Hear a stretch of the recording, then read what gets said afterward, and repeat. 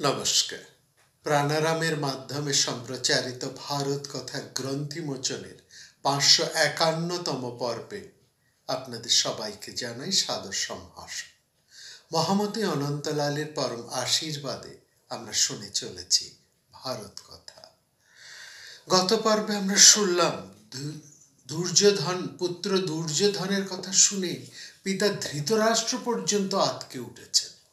কি বলছেন দুর্যোধন, এবং তিনি ভীষণ পুত্রের কথা শুনে তিনি ভীষণ ভয় পেলেন, দুঃখ পেলেন যথেষ্ট। ধৃতরাষ্ট্র লোভী হলেও অবিবেচক নন।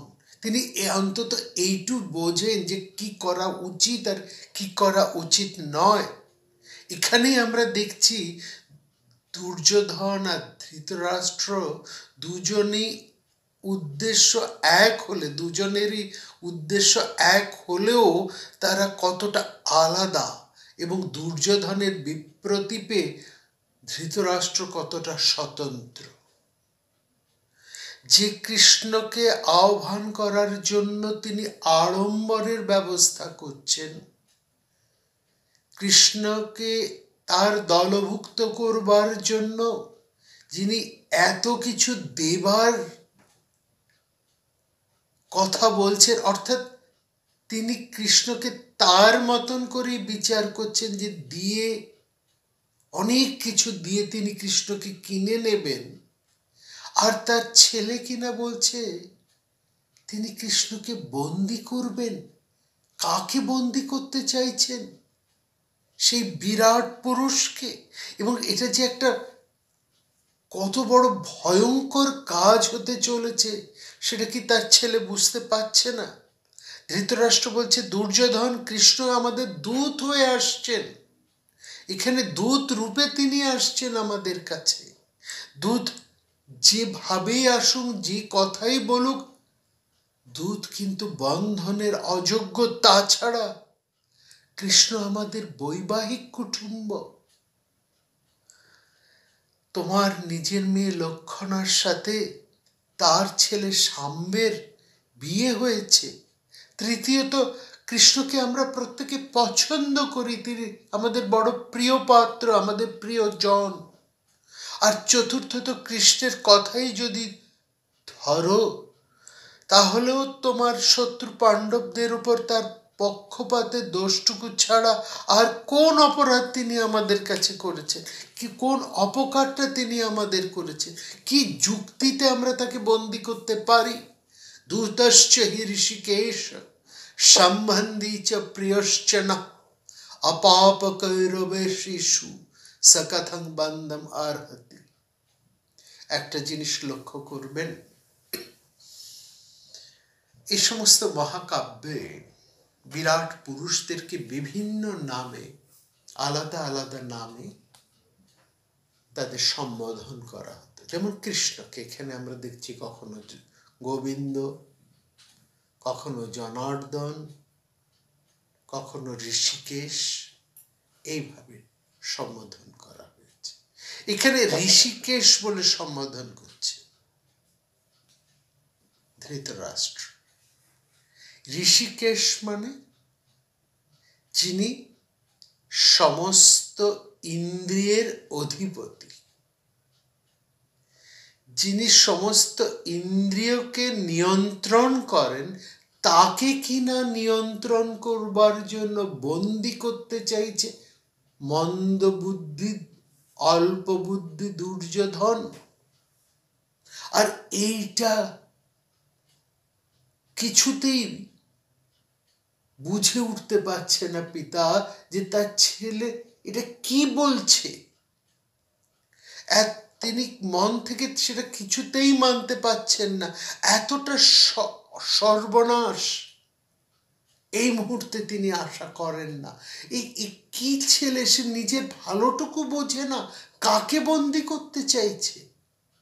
এত বড় সর্বনাশে কথা সে ভাবলো কি করে? কিন্তু কি উপায়? তিনি তো পাণ্ডবদেরকে কিছু না দিয়ে অন্তত নানান যুক্তি ব্যক্তি নানান কথায় নানান চলে বলে তিনি বিষয়টাকে ঘুরিয়ে দিতে চাইছেন, আটকে রাখতে চাইছেন, কিন্তু কোনো রকম এ ধরনের কোনো সিদ্ধান্ত তো তিনি নেননি। তিনি জানেন কৃষ্ণের মর্যাদা, তিনি জানেন কৃষ্ণের পরাক্রম, তিনি জানেন কৃষ্ণের ব্যক্তিত্ব, বুদ্ধিমত্তা। তিনি সমস্ত ক্ষত্রকুলের শিরোভাগে তিনি অবস্থান করছেন, নিজের বুদ্ধি নৈপুণ্যে, নিজের ক্ষমতায়, নিজের তেজে। এখানে এত বড় বিরাট পুরুষকে বন্দি করতে চাইছে তার অল্প বুদ্ধি ছেলে। এই বাস্তবটা ধৃতরাষ্ট্র যতটা বোঝেন সেটা তিনি কিছুতেই বুঝিয়ে উঠতে পারছেন না তার ছেলেকে, এবং সেই বাস্তবটা বোঝেন বলেই তিনি কৃষ্ণের জন্য এত সাড়ম্বর অভ্যর্থনার ব্যবস্থা করেছেন। আর এই বোধটা দুর্যোধনের নেই বলে সে আলোচনার জায়গা থেকে তাকে বন্দি করতে চাইছেন, যার ফলে অত্যন্ত বিরক্ত এবং মর্মাহত হয়ে ভীষ্ম এই রাজসভা ছেড়ে চলে গেছে। ধৃতরাষ্ট্র এখন কোথায় যান, কি করবেন তিনি? পুত্র স্নেহে তিনি এই ছেলেটিকে প্রশ্রয় দিতে দিতে আজ এমন পর্যায়ে নামিয়ে এনেছেন যেখানে দুর্যোধন তার সমস্ত নিয়ন্ত্রণের বাইরে। নিজের অভীষ্ট সিদ্ধির জন্য যাকে এতটা প্রশ্রয় দিয়েছেন, সেই যে তার সুখের সংসারে আগুন ধরাতে চাইছে। কিন্তু ধৃতরাষ্ট্র কি করবেন? বৈশম্পায়ন আমাদেরকে জানাচ্ছেন পরের দিন সকালে বেলা শ্রীকৃষ্ণ সমস্ত ব্রাহ্মণদেরকে অভিবাদন করে তাদের অনুমতি নিয়ে তিনি হস্তিনাপুরের উদ্দেশ্যে রওনা দিলেন বৃকস্থল হতে। এবং বৃকস্থলবাসী সমস্ত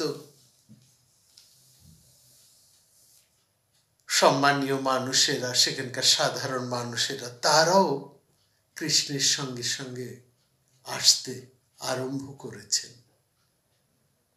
হস্তিনাপুরের দিকে। তারাও প্রত্যেকেই উত্তেজিত, কি হয়, কি ঘটতে চলেছে, এত বড় মানুষ এসেছে পাণ্ডবদের হয়ে। সুতরাং সেই হস্তিনাপুর সভায় কি ঘটনা ঘটে তা সেটা জানার জন্য প্রত্যেকেই খুব ঔৎসুক্য প্রকাশ করছেন, প্রত্যেকে উত্তেজনায় পড়ছেন।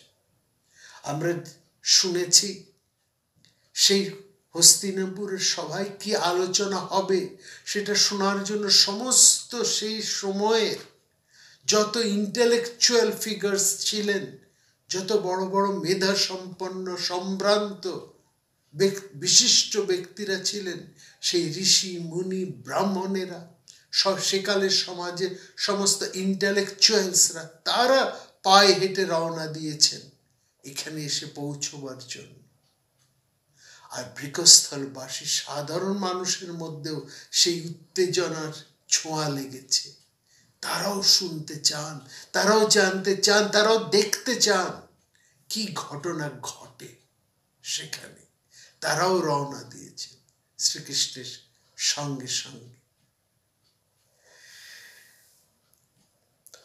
হস্তিনাপুরের কাছাকাছি শ্রীকৃষ্ণ যখন এসে পৌঁছলেন, তখন দেখলাম দুর্যোধন ছাড়া বাকি সমস্ত ধৃতরাষ্ট্রের পুত্ররা মহামতি ভীষ্ম, দ্রোণ, কৃপকে অগ্রবর্তী করে এবং সমস্ত হস্তিনাপুরের পুরবাসীরা অগ্রবর্তী হয়ে শ্রীকৃষ্ণকে অভ্যর্থনা জানাবার জন্য এগিয়ে এলেন। অনেকেই খালি পায়ে এসেছেন শ্রীকৃষ্ণকে দর্শন করবেন বলে। ভীষ্ম, দ্রোণ এবং ধৃতরাষ্ট্রের পুত্রদের সম্মেলনে শ্রীকৃষ্ণ হস্তিনাপুর নগরে প্রবেশ করলেন। কৃষ্ণকে সম্মান জানাবার জন্য, অভ্যর্থনা করার জন্য হস্তিনাপুরকে খুব সুন্দরভাবে সাজানো হয়েছে। রাজপথগুলোকে নানা রত্নে ধ্বজায় সাজিয়ে তোলা হয়েছে।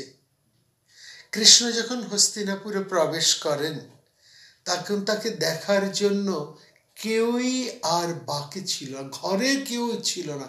পুরো হস্তিনাপুর একেবারে পথে এসে দাঁড়িয়েছে, কেউই ঘরে, একমাত্র অশক্ত রোগী ছাড়া সমগ্র হস্তিনাপুরবাসী সেদিন পথে বেরিয়ে এসেছেন কৃষ্ণকে দেখবেন বলে।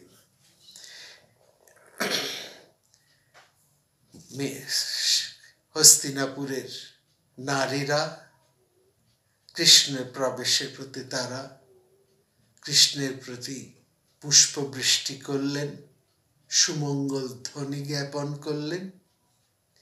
ধীরে ধীরে লোকপূর্ণ রাজপথ অতিক্রম করে শ্রীকৃষ্ণ ধৃতরাষ্ট্র ভবনে এসে উপস্থিত হলেন।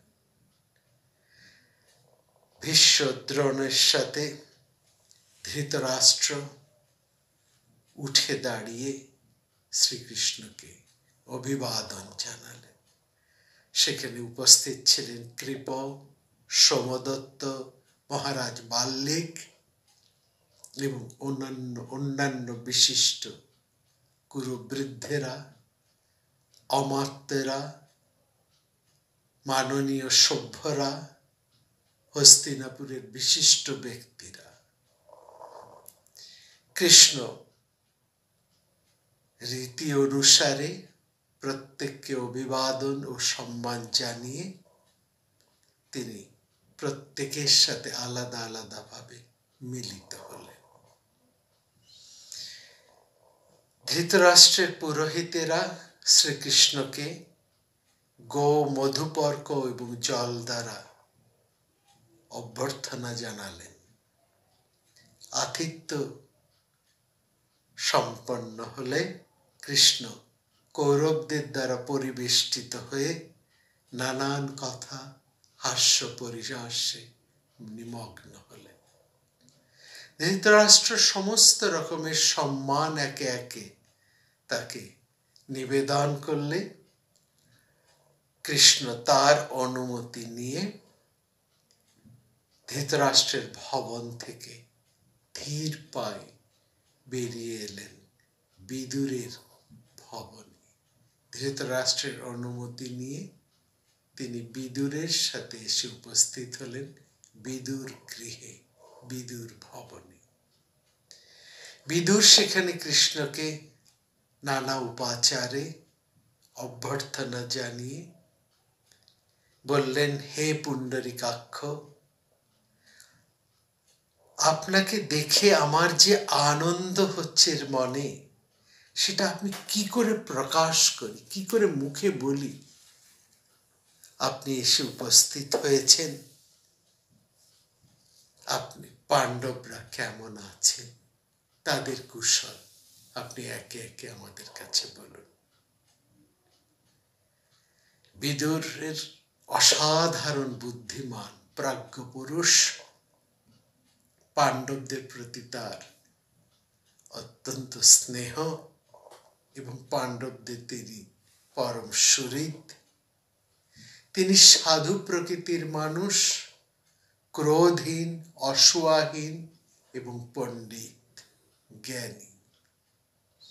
পাণ্ডবদের সমস্ত কুশল ধীরে ধীরে কৃষ্ণ বিদুরের কাছে একে একে বললেন।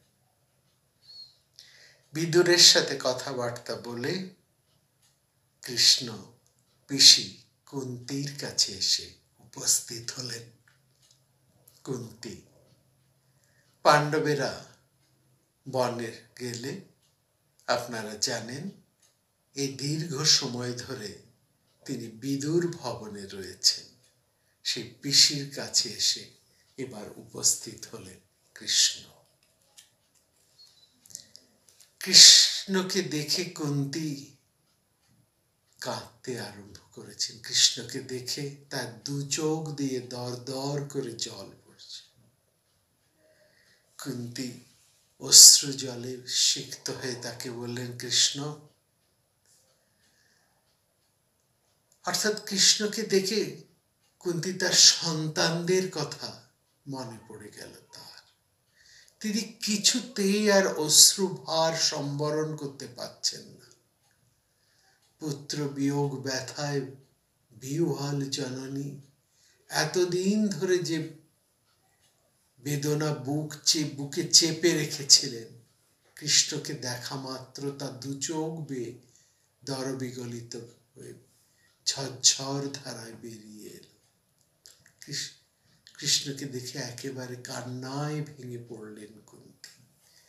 বললেন, ছোটবেলা থেকে যারা গুরু শুশ্রূষায় নিরত, গুরু সেবা করে এসেছেন, জ্যেষ্ঠদের সেবা করে এসেছেন, যারা প্রত্যেকের সাথে ভালো ব্যবহার করে এসেছেন, যারা সর্বজনের প্রিয়, সবাইকে যারা ভালোবাসেন, সবার প্রতি যাদের সমান অনুরাগ, সমস্ত গুণ থাকা সত্ত্বেও যাদের এই লোক সমাজের মধ্যেই যাদের প্রতিষ্ঠা পাওয়ার কথা,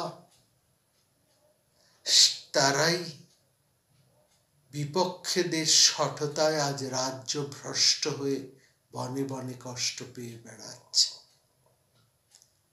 কেশব ক্রোধহীন ব্রাহ্মণ হিতৈষী সত্যবাদী এত কষ্ট পাওয়ার অযোগ্য পাণ্ডবেরা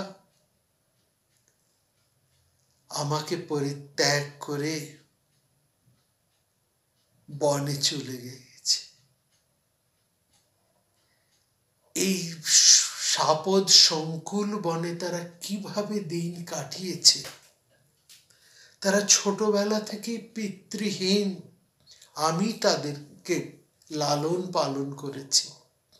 আমি তাদের বাবা এবং মা, পিতা এবং মাতা দুই ভূমিকায় তাদেরকে আমি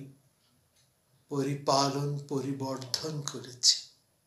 আমাকে না দেখে আমাকে তারা কি করে এই বনের মধ্যে এত দিন কাটালো। তারা যে সুখে, যে সম্পদে, যে রাজকীয় মর্যাদায় দিন কাটাতো, তার কথা এক এক করে কৃষ্ণের কাছে বলছেন কুন্তী। যেভাবে যে সুখ শয্যায় তারা শয়ন করতেন, প্রভাতে যে অনিন্দনীয় বীণা সুরে বংশীধ্বনিতে শঙ্খভেরীর রবে ব্রাহ্মণদের মাঙ্গলিক আশীর্বাদ উচ্চারণে যাদের ঘুম ভাঙত, তারা আজকে হিংস্র জন্তুর নিষ্ঠুর শব্দের শুনে কি করে ঘুমিয়েছে। তারা তো সেসব ভাবে দিন কাটাবার যোগ্যই নয়। সেই মহাবনে পাণ্ডবেরা কিভাবে বেঁচে রইল? যারা ধৈর্যশালী, জিতেন্দ্রীয়, যারা দয়ালু, কাম দেশ জয়ী, যারা অম্বরীশ, মান্ধাতা, যজাতি, নহুষ, ভরত, দিলীপ, উশিনর পুত্র শিবীয় প্রাচীন রাজর্ষিদের তুলনায় যাদের সম্পদের উত্তরবাহী, যারা সদাচার সম্পন্ন, ধর্মজ্ঞ, সত্য প্রতিষ্ঠিত, সর্বগুণে গুণান্বিত, সেই দীর্ঘবাহু যুধিষ্ঠির কেমন আছেন? একে একে সমস্ত পুত্রদের কথা কুন্তী জিজ্ঞেস করছেন কৃষ্ণের কাছে। বলছেন একে একে ভীমের কথা, অর্জুনের কথা, নকুলের কথা এবং সবশেষে সহদেবের কথা বলতে গিয়ে কুন্তী একেবারে কান্নায় ভেঙে পড়ছেন। তার অতি প্রিয় এই কনিষ্ঠ সন্তান সহদেব। তিনি বলছেন, হে কৃষ্ণ, যে নারী অন্যের আশ্রয়ে জীবন ধারণ করে তাকে আমি ধিক্কার দিই। তার এই জীবন থাকা না থাকা দুই সমান। তুমি অর্জুন আর ভীমকে গিয়ে বলো, একজন ক্ষত্রিয় রমণী যে উদ্দেশ্যে পুত্র জন্ম দেয় তাদের সেই সময় এসেছে। যে মানুষ মৃত ব্যক্তিদের শ্রাদ্ধ করে বাস্তবিক পক্ষে তারা আমার কাছে মৃত, আমিও তাদের কাছে মৃত। এই উপস্থিত সময় তোমাদের থাকাটা নিষ্ফল হয়ে যদি যায় তাহলে তো তার কোনো অর্থই থাকে না।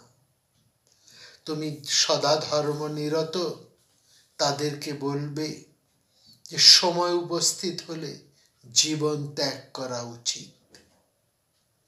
সর্বদা ক্ষত্রিয় ধর্মে নিরত নকুল এবং সহদেবকে বলবে, তোমরা যথাসাধ্য সর্বশক্তি দিয়ে তোমাদের অর্জিত অংশের জন্য অধিকার করার জন্য প্রস্তুত হও এবং নিজেদের সম্পদকে অধিকার করাই ক্ষত্রিয়ের একমাত্র লক্ষ্য। তুমি অর্জুনকে বলবে যেন সে দ্রৌপদীর কথা অনুসারে নিজেকে প্রস্তুত করে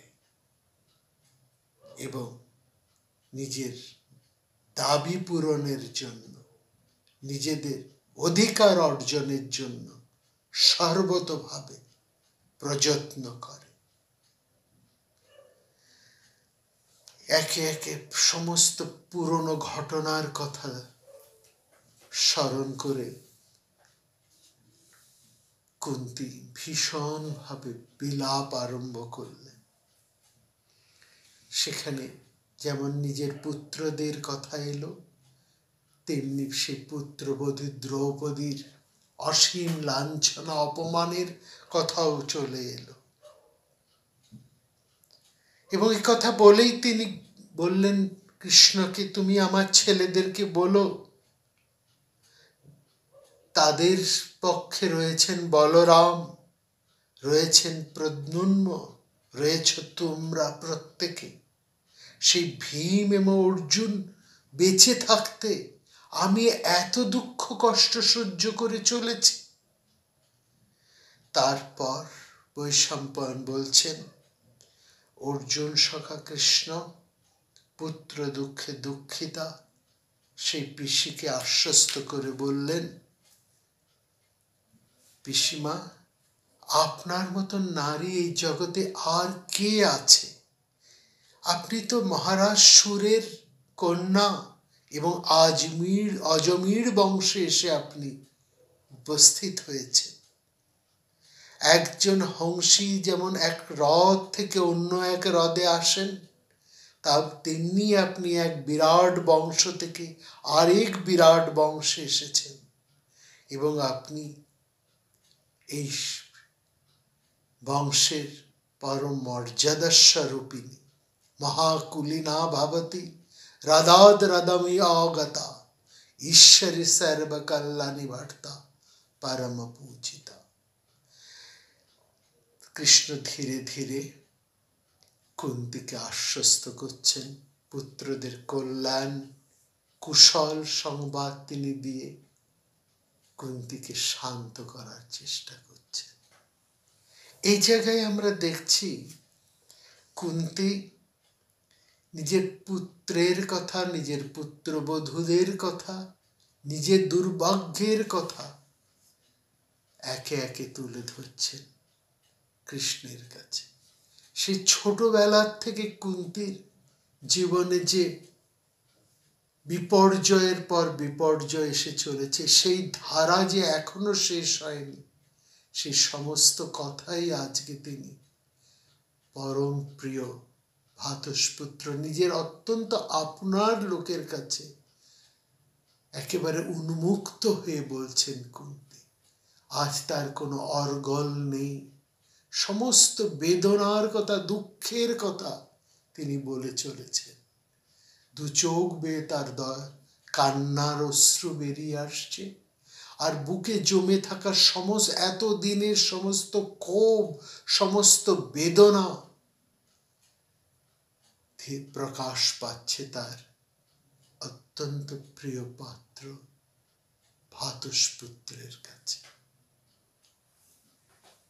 এখানে কুন্তী যেন সমস্ত কিছু উদ্গীরণ করে একটু শান্ত হতে চাইছে, আর কৃষ্ণ কুন্তীর সমস্ত ব্যথা, স্রোত, সমস্ত পুঞ্জীভূত বেদনা, ক্ষোভকে উন্মুক্ত করে দেবার সুযোগ করে দিয়ে কুন্তীকে কষ্ট লাঘব করে শান্ত হওয়ার, হালকা হওয়ার সুযোগ করে দিচ্ছে।